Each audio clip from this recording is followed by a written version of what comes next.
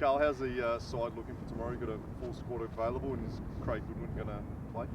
Yeah, we're still same as last time, same squad. Goody still needs a little bit more time. He's maybe another 2-3 weeks away before joining the team. But other than that, we've got a full squad to select from. Does he have an injury, or did he have an injury in the off season?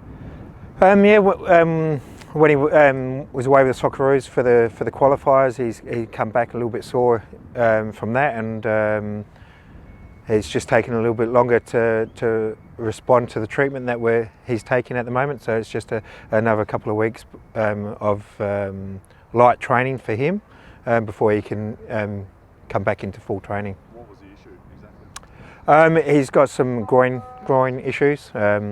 He had a few issues there last season, but we managed to get through all of last year with it. But then when he was away with the Socceroos, it sort of just escalated a little bit from that, and it just hasn't settled down as well as we expected it to. With the World Cup around the corner, any concern in that space? Not at all. We've put a plan with the Socceroos in place to get him back fit enough to put his hand up for that selection for the World Cup. Is it something that you're worried about long term though with him? Is it groins can be so nagging? Is it surgery or anything like that? No, it's nothing that major. It's more of a loading issue, and so we've got it in mind that he needs to be fit and playing, for the beginning of the A-League season, to then go into that World Cup if he has a good start to the A-League, and that's all our main purposes for Goody, is to get him ready for round one. If we can get him available for further games in the Cup, if we progress further in the Cup, that'd be ideal, but at this stage we're looking for him to be ready for round one. And has Benny Halloran had some more chance to build up a bit of fitness? Yeah, most definitely. I think he showed in the last Cup game he played at least 60 minutes in that. So he did well in that, and he's back to where he was when he left the club early in the year. Do you still treat these games like pre-season, or given your overwhelming success in the Australia Cup, does it sort of not give the Reds the licence to do that as much, just given that you've sort of got this proud history now? Yeah, of course. I think all teams, A-League teams, want to win the Cup, but you've also got one eye on the start of the season, and we're in pre-season, and we're in a heavy block at the moment of our pre-season because we do it in blocks. So the boys, they showed in the last game. That's when we started this heavy block. They were a little bit flat, and they might be a little bit flat going into tomorrow night's game as well. But it's a game that we want to win.